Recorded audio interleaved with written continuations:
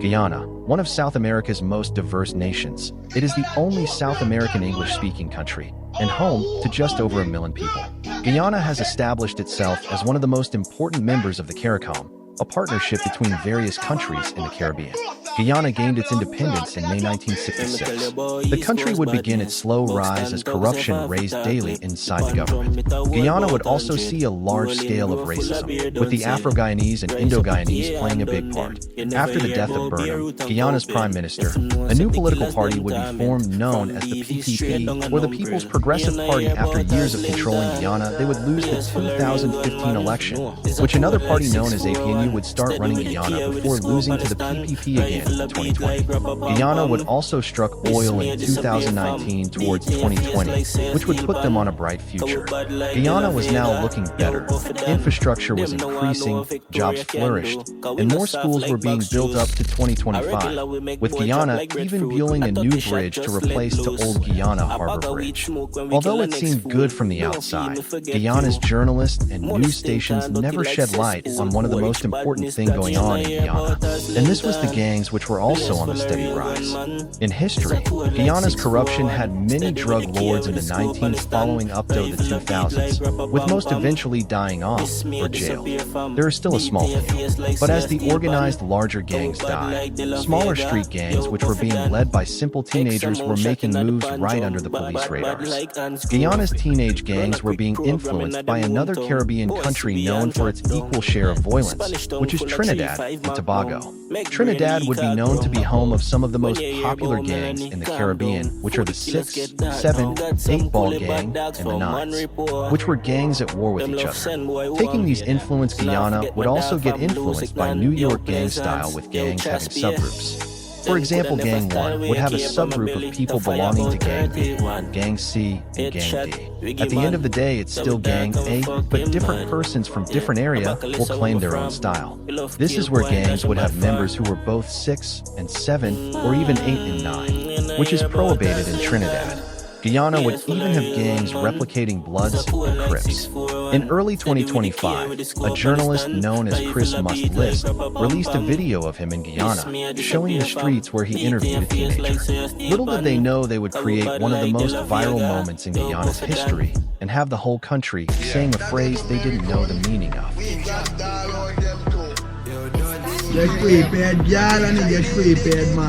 So those from Guyana are going to know what a scrape head is, right? Yeah. Popular. Truth to be told, the scrape head but you guys is one of don't. Guyana's Is only from this area? gangs, with members belonging to the 6 subgroup. Within the Scrapehead family, there were multiple other gangs. Scrapehead had members from all corners of Guyana, and they were also locked into many wars with other gangs in Guyana, which would see them being responsible for various robberies and stabbings. Another known gang is the One Law family, which goes by various names such as Guelef or One Press family. This gang is one of the currently active gangs in Guyana. They are responsible for many street brawls, stabbings, shootings, and robberies in Guyana. They are at war with the East Side Gang and the Above the Law, or ETL Gang, which is one of the most violent feuds, with lives being lost. Let's look into the ATL Gang. They are pretty violent. They are Bloods. They are at war with many gangs in Guyana. This gang is locked into many wars. They are at war with the Scrapehead family, One Press family, One Law family, and many more gangs. Their members are active, and many of their members are teenagers. ATL is responsible for shootings, robberies, fights, and even murder. The videos I'm going to show will be representing the war between the ATL and the One Law family. These gangs are at war with each other.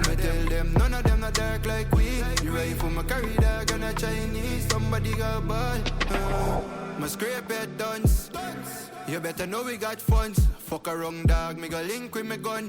You know nothing for me touch a gal and make she come. I reach badness anywhere when me go. Everything well crips on a banana, but everything well cheap.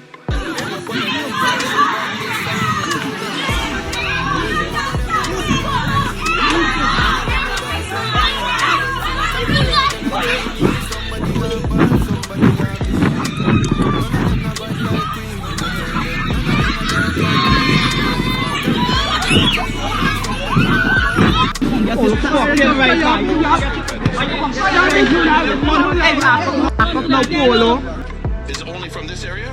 No, scrape head all over Guyana. Yeah. All over the place. Yeah. Everybody, but you going out there watching your screen better than no one. Yeah. Man.